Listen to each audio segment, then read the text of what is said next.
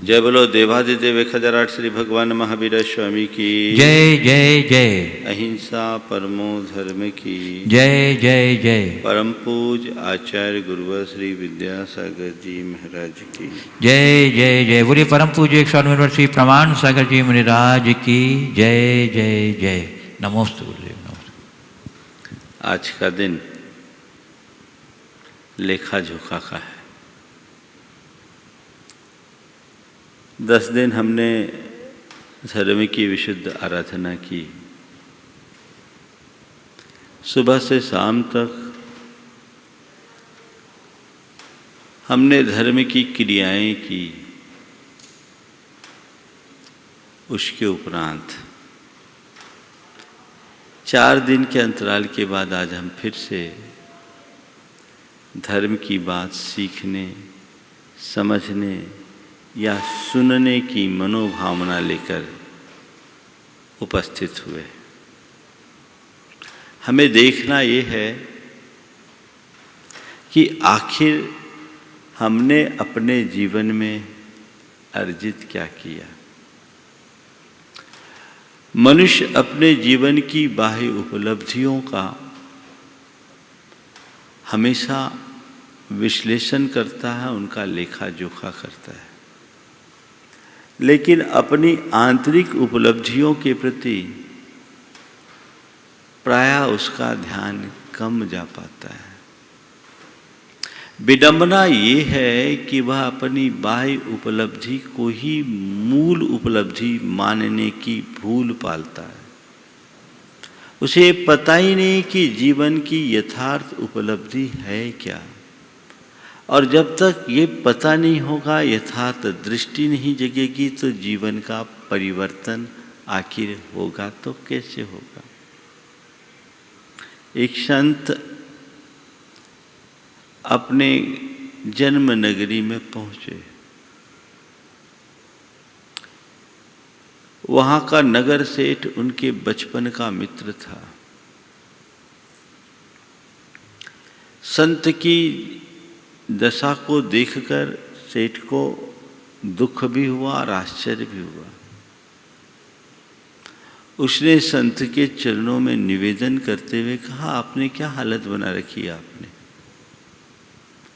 ये एकदम अकिंचन सा जीवन, कुछ भी नहीं। अरे मूल कीमती जीवन था, यौवन था। इस समय तो कुछ अर्जित करना चाहिए था। देखो, मैंने अपने जीवन में पिछले 20 वर्षों में कितनी बड़ी बड़ी उपलब्धियां अर्जित की। मेरा एक मकान था, आज 10 मकान है।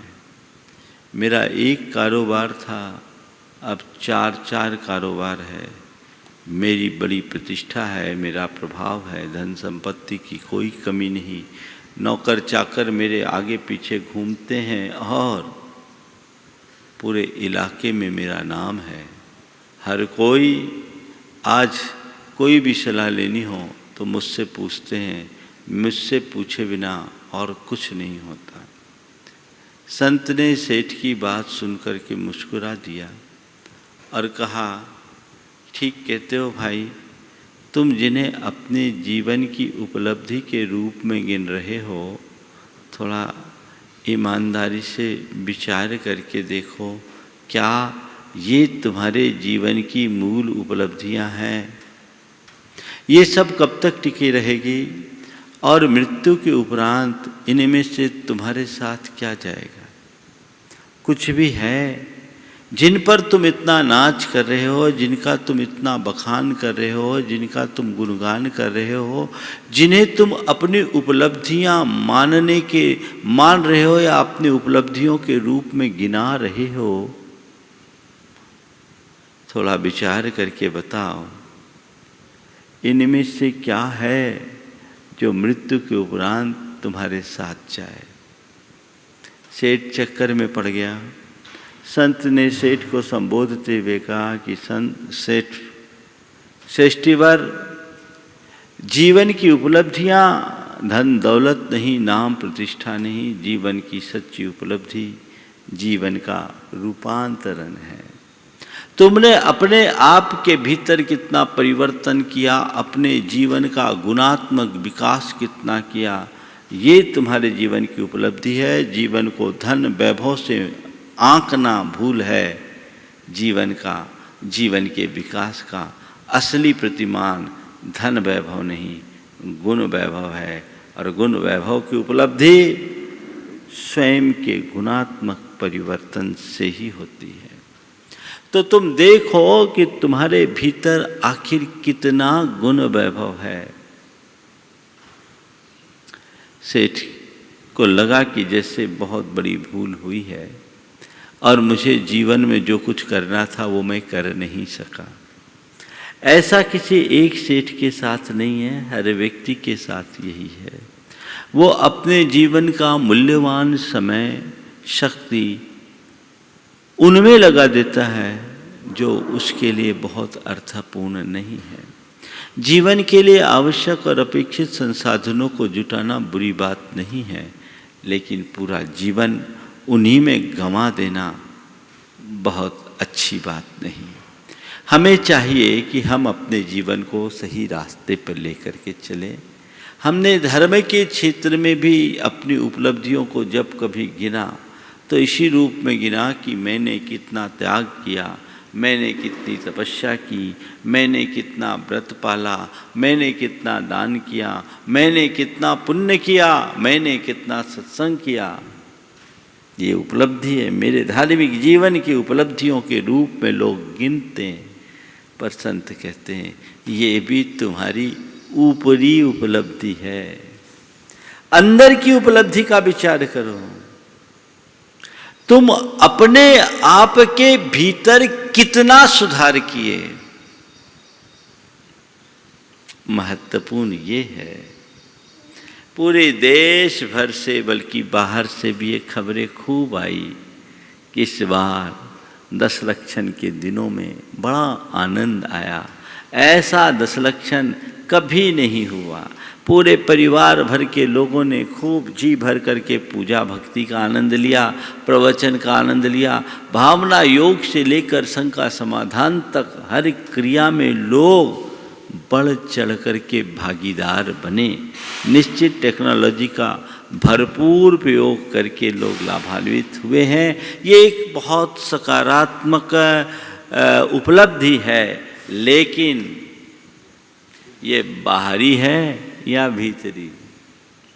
10 लक्षण के बाद अगर पुराने लक्षण प्रकट होते हैं तो मतलब क्या है? 10 लक्षण के बाद तुम्हारे लक्षण बदले कि वही लक्षण आ गए। प्राय यही होता है। 10 दिन खूब संयम साध लिए, 11वें दिन वही चक्कर। तो संत कहते हैं अपने लक्षण को बदलो, यही तुम्हारी उपलब्धि है। मैं मानता हूं बहुतों में परिवर्तन हुआ होगा, होता है। मैं चाहता हूं उन बहुतों में तुम भी सम्मिलित हो। अपने मन को का अंतर विश्लेषण करके देखो कि मैं कहां हूं, मैं कहां हूं। आज 4 शब्द आप सबसे कहूंगा। विश्लेषण, अंतर विश्लेषण, द्वंद्व और आनंद। विश्लेषण आप खूब करते हो, हर बात का एनालिसिस करते हो, हर घटना का एनालिसिस करते हो, हर प्रसंग का एनालिसिस करते हो, छानबीन पूरी कर देते हो। बल्कि कभी कभी तो आप लोग बाल की भी खाल निकाल लेते हो। होता है। किसी ने आपसे कुछ कहा, आप उसका पूरा विश्लेषण करते हो। जीवन में कुछ घटा, आप उसका पूरा विश्लेषण करते हो। व्यापार धंधे में ऊपर नीचे हुआ, उसका आप खूब विश्लेषण करते हो। और विश्लेषण से निष्कर्ष निकलता है। गहराई में जाने पर विश्लेषण हमें एक नई दृष्टि देता है। एनालिसिस करके हम बहुत सारी चीज़ों को प्राप्त कर सकते हैं। मैं जब कन्नौज में था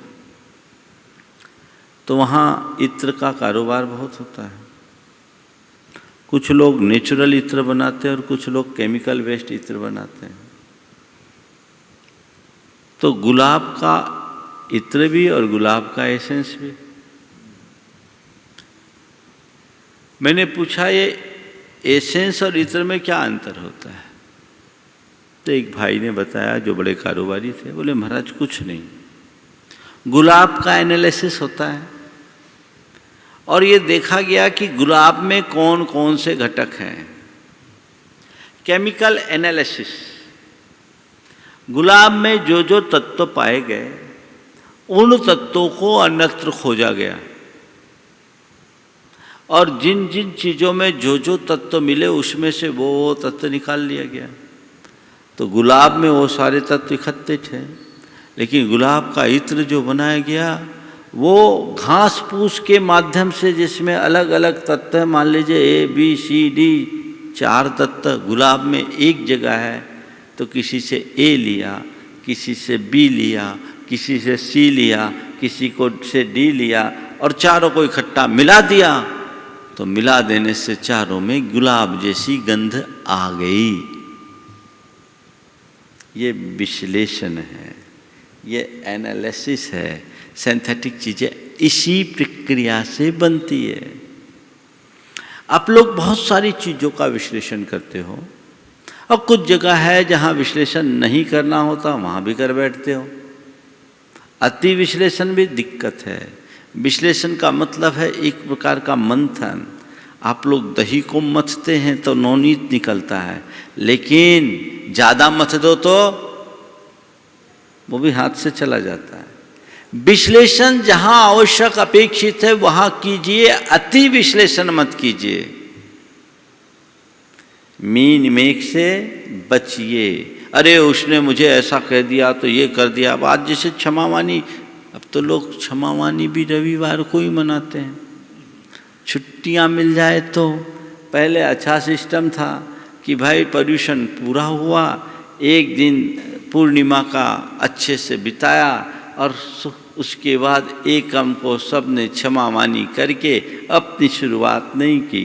पर अब क्षमावानी नहीं रही, क्षमावानी महोत्सव हो गया। लोग समूह में करने लगे, एक आयोजन होने लगा।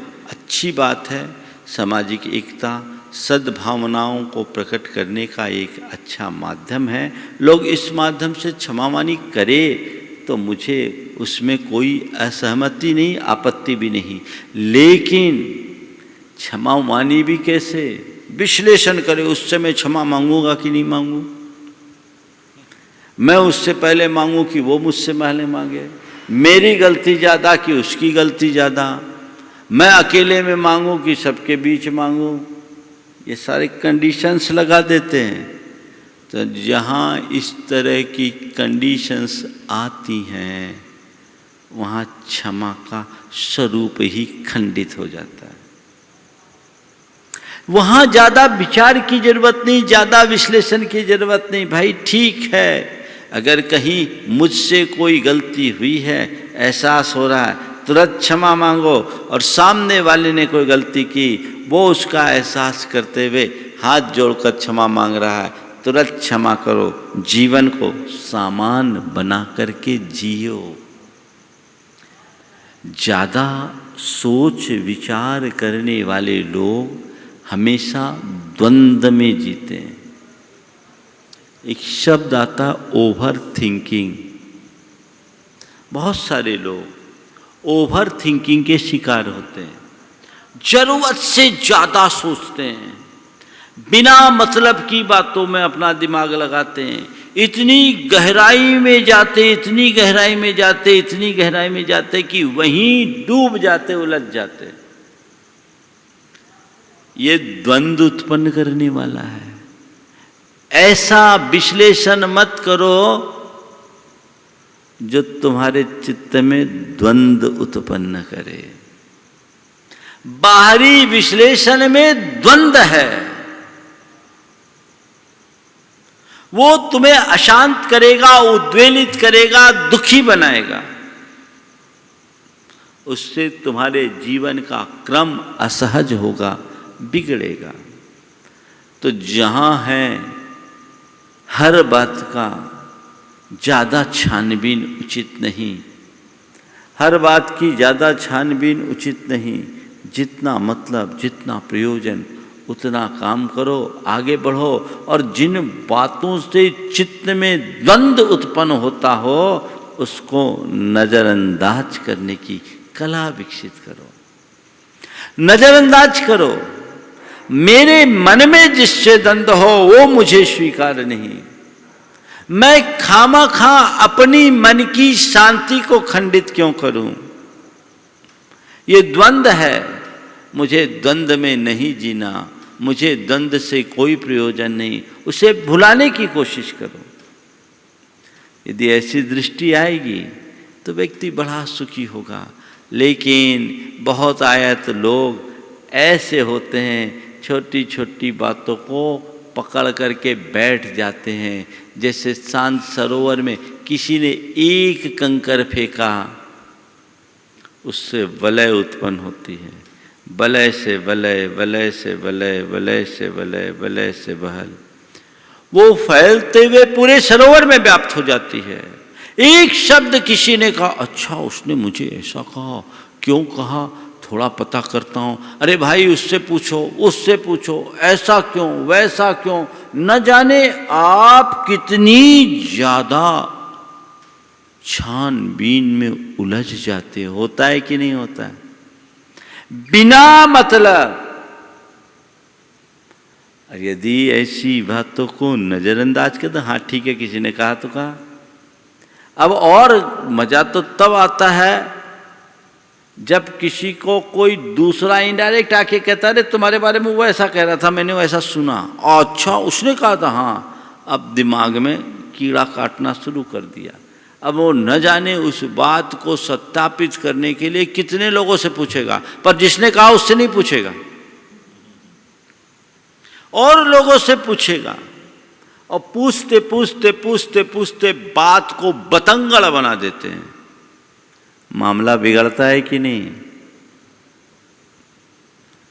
हाँ, विश्लेषण कीजिए बाहरी चीजों का, बाहरी बातों का, तभी जब सार तक पहुंचने की संभावना दिखे। प्याज के छिलकों को छिलोगे, क्या मिलेगा? हाँ, कुछ मिलेगा? आज तक तो किसी को नहीं मिला।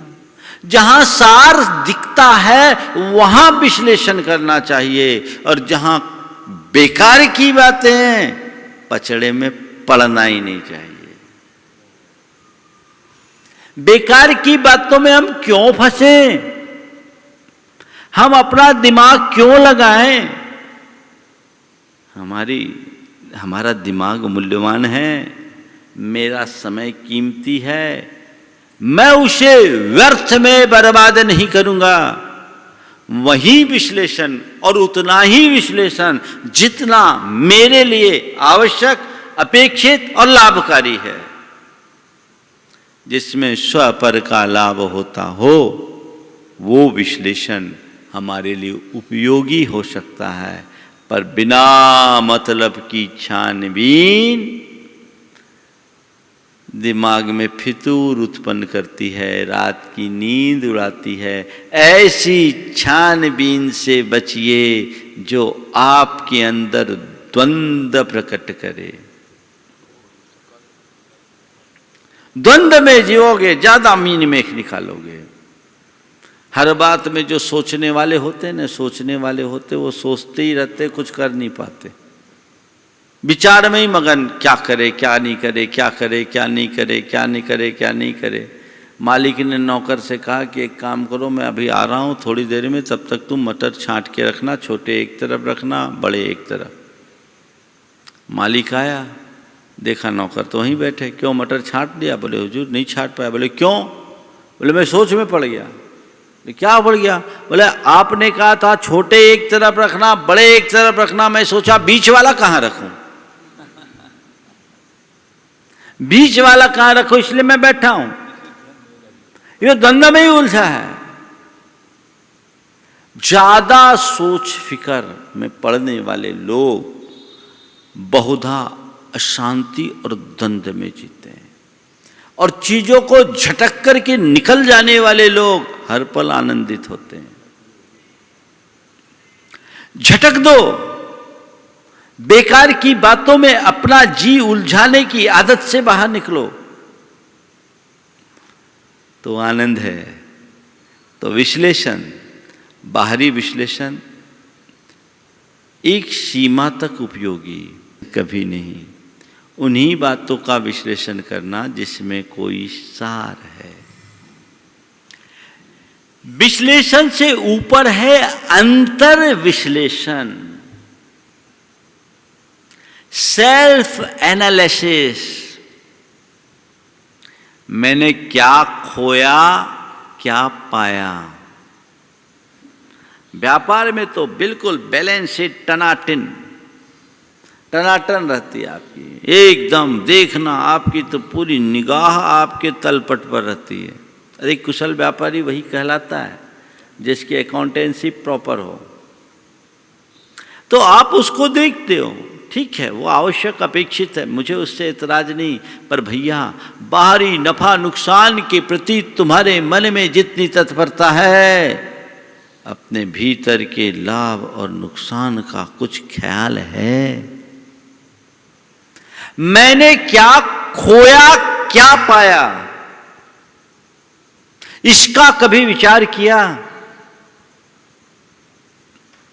मेरे जीवन का इतना लंबा चौड़ा भाग बीत गया, इसका कोई लेखा जोखा? मैंने अपने जीवन की कितनी सांसें गंवा दी, उसका कोई लेखा जोखा? मेरे पास कितनी सांसें बची, इसका कोई हिसाब किताब? शायद नहीं। मैंने सुबह से शाम तक क्या अच्छा और क्या बुरा किया, इसका कोई लेखा जोखा? शायद नहीं। संत कहते हैं अपना लेखा जोखा करो, अपना अंतर विश्लेषण करो, अपने अंदर झांक कर निहार करके देखो। 10 लक्षण पूरे बीते, मेरे अंदर कुछ अच्छाइयां आई। चलो अच्छाइयां इतनी जल्दी नहीं आती, मानता हूं।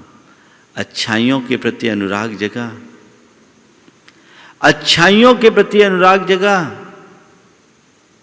मेरे अंदर कितनी अच्छाइयां आई, अच्छाइयों के प्रति मेरे मन में कितना अनुराग। एक मन में इतना संकल्प जगे कि अब मैं इन अच्छाइयों के रास्ते पर चलूंगा, बुराइयों से अपने आप को बचाऊंगा। 9 संकल्प को अगर हम अपने जीवन में धारण करना चाहते हैं, तभी जीवन का नवोत्कर्ष हो सकेगा। तो अपना अंतर विश्लेषण, एक काम करो, क्षमा मानी तो आप पिछले 4-5 दिनों से मना ही रहे हो, लेकिन सभी ने अपने मित्रों से ही क्षमा मांगी हो। अपने भीतर झांको और सबसे पहले उसे देखो, उसे निहारो जिससे इस वर्ष सबसे ज्यादा कटुता रही है, जिसके प्रति मेरे मन में सबसे ज्यादा द्वेषपूर्ण भाव रहा है, जिसके प्रति मेरे मन में कोई गांठ बनी हुई है, जिसे मैं अपना दुश्मन नंबर 1 मानता हूं। थोड़ा देखो। और जब क्षमा मांगने की बारी आए, तब क्षमा के महत्व को तो मैंने समझ लिया है। सबसे पहले उससे क्षमा मांगो, करो संकल्प, हिम्मत करो। लोग महाराजों से क्षमा मांगते हैं, महाराज जी क्षमा करो, क्षमा। अरे महाराज के सामने तुमने कुछ गलती की नहीं, तो महाराज से क्या क्षमा करना? महाराज गलती को नोटिस में लेते ही नहीं, उससे क्या क्षमा करना? क्षमा तो उनसे मांगो जिनसे तुम्हारी खटपट है, उसकी तरफ दृष्टि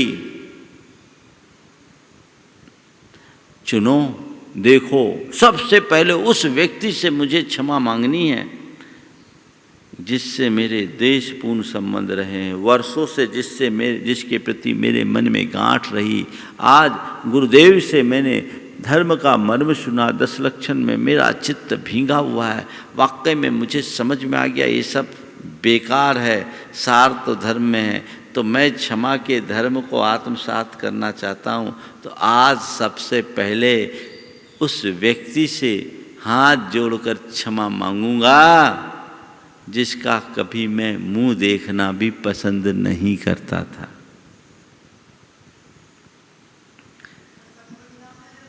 ना मिले तो कोई दिक्कत नहीं, अच्छा, उसको मांगने की जरूरत ही नहीं। अगर हो तो खोजो, बहुत बढ़िया।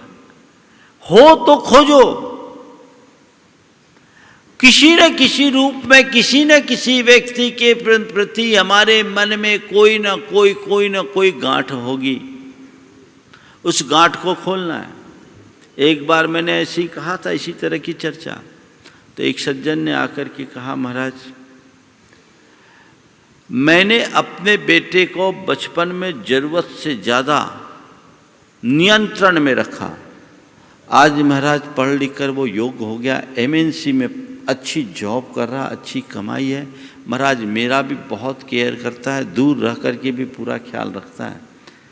आपने बोला, महाराज जी आज मैंने वो काम किया, घर जा कर के, वो बाहर था, भारत में नहीं था, मैंने उसको फ़ोन किया। बहुधा उसका फ़ोन आता था, 12 घंटे का अंतर अमेरिका और यहाँ में। तो क्षमा मानी का जैसे उनके यहाँ दिन होता, वो क्षमा मांगने के लिए फ़ोन करता।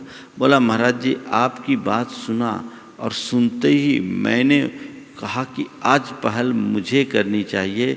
भले मेरे मन में बेटे के प्रति हित की भावना थी, पर मुझे लगता है मैंने अपने बेटे के प्रति अतिरिक्त नियंत्रण और प्रतिबंध किया, निषेध किया, उससे उसका मन आहत होगा। उनने जो बात आकर मुझसे कही वो ध्यान देने लायक है। उनने रोती आंखों से कहा, महाराज मैंने अपने बेटे को फ़ोन किया और सबसे पहले कहा, बेटा सॉरी, आज तू पढ़ लिख करके इतना योग्य बन गया, आज तेरा नाम है और तू अपनी कंपनी में भी अपनी एक अलग पहचान बनाया, इसका मुझे बड़ा गर्व है। लेकिन आज मुझे लगता है जब मैं अपने अतीत में गया, पास्ट में गया, तो मुझे लगा कि मैंने तेरे लिए खूब यातना दी, तुझे खूब परेशान किया, तेरी इच्छाओं को मैंने दबाया और हमेशा अपना आदेश थोपा। ये तो तेरी विशेषता थी कि तू मेरे नियंत्रणों को भी सकारात्मक रूप में लिया और उसे स्वीकार करता गया और आज यहाँ तक पहुँचा है। पर बेटा मुझसे हुई भूल का आज मुझे एहसास है, माफ़ करना। बेटा कहा, पिताजी आपने ऐसा नहीं किया होता तो मैं यहाँ तक कहाँ पहुँच पाता। मैं तो आपका कृतज्ञ हूँ कि मुझ अबोध को आपने सही रास्ता दिखाया। दोनों के अंदर ऐसा प्रेम उमड़ा जिसकी कल्पना नहीं की जा सकती। अरे ये तो मेरा कर्तव्य है, बेटा है, उसको डांटेंगे डपटेंगे नहीं तो क्या होगा, बिगड़ने देंगे, हम उससे क्या क्षमा मांगे, वो तो हमारा बेटा है। क्या क्षमा में ये सब नहीं देखा जाता। इसके लाभ क्या है? बहुत बड़ा लाभ है। मैंने एक बार पढ़ा था कि माँ जब बच्चे को, पुराने ज़माने में, आजकल तो सिस्टम दूर हो गया, बदल गया, लेकिन बच्चे को, छोटा बच्चा ऊधम करे तो बच्चे को चिमटा दिखाए, लकड़ी जलती हुई दिखाए, तो बोला कि उस समय उस अबोध बच्चे पर उसका बड़ा दुष्प्रभाव पड़ता है, उसके अंदर कॉम्प्लेक्स बन जाते हैं और बड़ा होने पर वही बाहर निकलता है माँ बाप की उपेक्षा और तिरस्कार के रूप में। बहुत पहले एक लेख पढ़ा था, बाल मनोविज्ञान से संबंधित बात थी।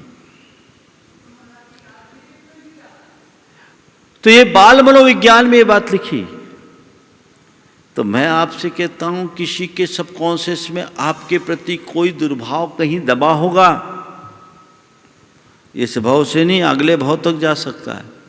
आचार्य महाराज ने बताया कि नरकों में कोई जीव जाता है तो कैसा अवधि ज्ञान का दुरुपयोग करता है। देखिए, तेरे पिछले भाव में माँ थी ना, काजल लगाने के बहाने तेरी आंखें फोड़ना चाहती थी, फोड़ दे इसकी आंख।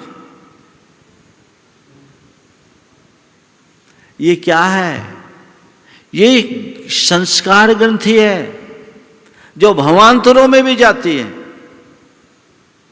तो यदि इस ग्रंथि का उद्भेदन हम क्षमा भाव से करें तो क्या गलत है? अगर माँ बाप बच्चे से क्षमा मांगते हैं तो कोई बुराई नहीं। बहू सासू से क्षमा मांगे ये तो रोज दिखता है, बेटा बाप से क्षमा मांगे ये तो रोज दिखता है, लेकिन सासू कभी बहू से क्षमा मांगे या पिता कभी बेटा से क्षमा मांगे तो एक अलग अनुभव होगा। हालांकि संतान को ये नहीं सोचना चाहिए कि मेरे पिताजी मुझसे क्षमा मांगे, उसको तो उनके प्रति कभी गांठ ही नहीं रखना चाहिए, उनके उपकारों को सदा याद रखना चाहिए, उनका ऋणी बन करके जीना चाहिए, पूरे जीवन पर्यंत उनके चरणों में अर्पित रहने का मनोभाव रखना चाहिए। गांठ खुलती है। अगर आप थोड़ा अंतर विश्लेषण करोगे तो न जाने ऐसे कितने चेहरे आएंगे आपके मानस में जिनसे आपको लगेगा कि नहीं, मेरे मन में उनके प्रति कभी कटुता रही है, वो अब नहीं रहनी चाहिए। मन को साफ स्वच्छ करने का ये श्रेष्ठ प्रतिक्रमण है क्षमा। जितनी क्षमा उतना आनंद, और जितना द्वेष उतना द्वंद्व, है ना। तो वो मनोभाव जगाना चाहिए। तो विश्लेषण, अंतर विश्लेषण, अपने चित्त का अंतर विश्लेषण करके देखिए, अपने गहराई में जाइए। ये तो केवल क्षमा की बात मैंने की, अपने और दोषों, दुर्बलताओं और दुर्गुणों को टटोलिए। मेरे भीतर क्या है, जितने अच्छे से मैं जानता हूं कोई दूसरा नहीं जान सकता। तो मुझको तो मैं ही जान सकता हूं, खुद को खुद के ही द्वारा जाना जा सकता है। तो खुद जानूं, खुद के भीतर झांकूं, अपनी खामियों को देखूं, दोषों को देखूं, दुर्बलताओं को देखूं और उनका आकलन करके उन्हें दूर करने का प्रयत्न करूं। अंतर विश्लेषण चित्त शुद्धि का एक बड़ा अच्छा उपक्रम, जो मैं पाना चाहता हूं उसके लिए आगे बढ़ूं, और जिससे मैं दूर रहना चाहता हूं उससे अपने आप को बचा के चलूं। यदि ऐसा होगा तो वो हमारे जीवन को एक नई दिशा देगा, नई ऊंचाई तक पहुंचाएगा। आगे बढ़ने की कोशिश करनी चाहिए। अंतर विश्लेषण हमारे जीवन की एक बहुत बड़ी उपलब्धि है। इसी में आनंद है, अंदर की सारी गांठों को खोलने की ये प्रक्रिया है।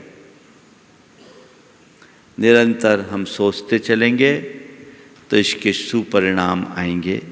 आज 5 दिन के बाद फिर से प्रवचन का योग बना है। आज सार में इतनी ही बात करूंगा, अधिक विस्तार करने की मानसिकता आज नहीं है। कल से विधिवत आप सबको प्रवचन का लाभ क्रम जो चल रहा है वो चलेगा। हर वर्ष 10 लक्षण के बाद 2-4 दिन की छुट्टी रहती है प्रवचन की, और उसी क्रम में आज की भी, ये इस बार की भी छुट्टी थी। आगे आप फिर अपनी मानसिकता को बनाइए, कुछ अच्छा गढ़ने का मनोभाव अपने भीतर जगाइए। पार्श्वनाथ भगवान की हम जाप करेंगे। उससे पूर्व, इस मंच में आने के पूर्व मुझे आज सुबह ही मालूम पड़ा जैन जगत के एक बड़े स्तंभ श्री प्रदीप जी काशलीवाल इस दुनिया में नहीं रहे। इंदौर निवासी प्रदीप सिंह जी काशलीवाल जैन समाज की एक बहुत बड़ी हस्ती थी। वो एक व्यक्ति ने, एक संस्था थे। समाज के उत्थान में उनका बहुत बड़ा योगदान रहा है। पिछले 2 वर्षों से 3 वर्षों से निरंतर वो हमारे संपर्क में रहे। सिद्धवरकूट के भी वो अध्यक्ष थे। वहाँ उन्होंने पूरी व्यवस्थाएं बहुत अच्छे से की।